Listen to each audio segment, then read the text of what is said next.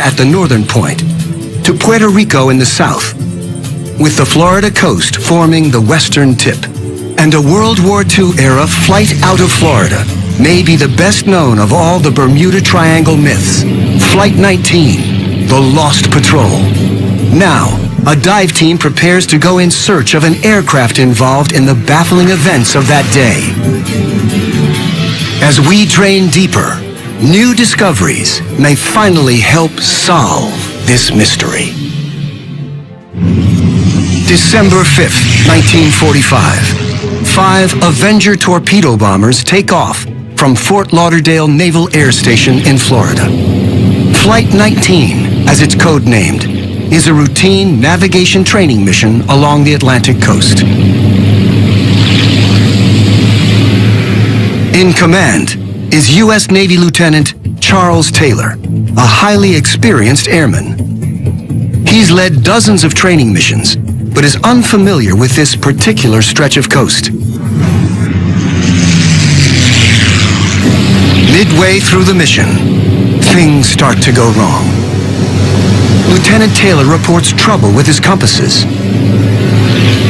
With the weather deteriorating fast, they're soon hopelessly lost. A PBM-5 Martin Mariner sets out on a rescue mission to locate the flight and guide the pilots back home. The Mariner calls in a routine message. After that, it's never heard from again.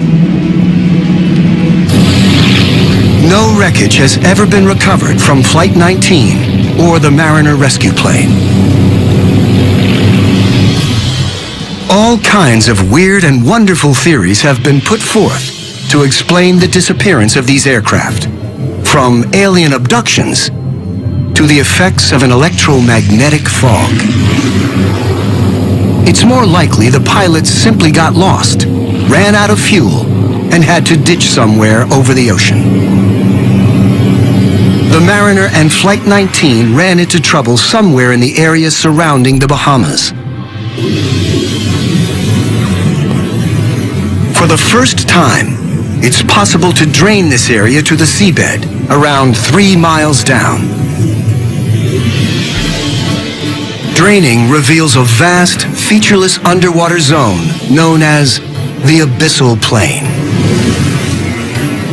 It's like a gigantic underwater desert, and easy to see why the aircraft have never been recovered. But now, 70 years later, we may finally be close to finding the Martin Mariner rescue plane. Mike Barnett is a technical diver who specializes in hunting down lost aircraft. He's spent years investigating the Flight 19 incident and thinks he's got a pretty good idea where the Mariner crashed. I tried to recreate the flight path in my mind where this aircraft might have gone and where it went down. Starting off down here at Banana River Naval Air Station where the aircraft launched from, it traveled north up to Cape Canaveral and then it headed offshore to rendezvous with the search area it was assigned. We know about a half hour after taking off there was an explosion sighted. There's a freighter out there that recorded seeing an explosion midair. When the vessel got on site, they didn't find any debris. Either the aircraft sunk or portions of it were carried away by the Gulf Stream. Today, Mike and his team set out in search of the remains of the lost aircraft. The site we're going to investigate today, it's about 230 feet of water, about 50 miles off the coast. We think this is a potential suspect worthy of investigation because it is in the general area. It's a little bit north of where we would expect it, but with the influence of the Gulf Stream, it could have been carried north. Local fishermen have reported wreckage in this area, and Mike's looking for it on his sonar. We just ran over the target. It's low profile, it's fairly small, which you'd expect for an aircraft. I guess at this point now, it's just time to suit up and go check it out.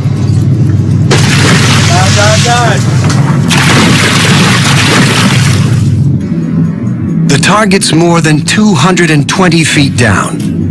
Mike thinks it could be a plane, but he can't yet tell whether it's the Mariner. Visibility at this depth is limited, and a strong current makes the search really challenging. We know we're close. There's a lot of fish and shipwrecks. They attract fish, so we know we're in the vicinity. Then, out of the gloom, the divers spot something. That's the nose wheel of the aircraft. And just a stone's throw away, the rusted fuselage of a large aircraft. As an aircraft wreck site, this is quite interesting. You have a lot of intact structure there. Typically, over time, these aircraft are just bits and pieces on the seabed. So to see something like this is quite spectacular. Could this be the wreckage of the Mariner rescue plane? The next step is to record any evidence that might identify the aircraft.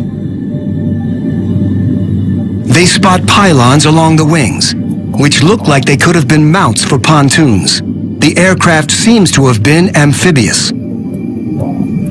Portholes on the side of the fuselage are what you expect to find on a Mariner.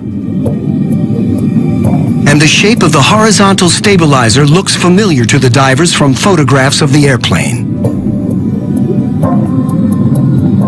It suggests this could be the amphibious Mariner rescue plane, but the team hasn't found a definitive piece of evidence. It's definitely a plane. I want to be very careful what I say, but there are some very interesting features. There's a lot of things you would expect for a search and rescue aircraft to have. And I want to get back and look at some pictures and video to some observations. I'm excited, very excited. Something that warrants further scrutiny. Mike needs an expert opinion to identify the plane, so he shows the dive footage to an aviation historian, Roy Stafford. Roy's a former U.S. Navy pilot and an authority on American military aircraft. This is the very start of the dive. We've made our way to the bottom and we're heading up current to find the wreck. And as you can see, we're starting to see some debris come into view here. We originally were diving this with the hopes of finding the PBM-5 Martin Mariner, but as we're cruising around the site looking at some of the features, we're seeing things that are inconsistent with that, and so we're kind of left with the question, what aircraft is this? Well, judging by the brake system and the tire that was on there, it would be a post-World War II aircraft. Okay. I could tell that right off the bat. That looks like it's obviously part of the cockpit, the top of it, the windows. Roy is 100% certain this wreck's not the Mariner they've been looking for. But if the wreckage isn't the missing search and rescue plane, then what is it? The answer could help resolve another triangle mystery. Is significant down here, the porthole that you see there may be a porthole for a camera. Exactly, and we actually see several of them inside that were very prominent that really caught our attention. Mm-hmm. You can see there's twin engine. That pretty much ices it. There's only two possibilities, two pylons, one on each side would be either an RB-66, which usually wouldn't have a reason to be in that area, or the Navy A3. It doesn't take Roy long to conclusively identify the type of plane. It's beyond a doubt an A3 Skyward by comparing the fuselage and the pylons underneath the wings, the sweep back on the horizontal tail, the fact that the landing gear retract into the fuselage. These are all absolute indices of it being an A3 Skywarrior. The A3 Sky Warrior was the largest carrier-launched aircraft in the U.S. Navy in its day.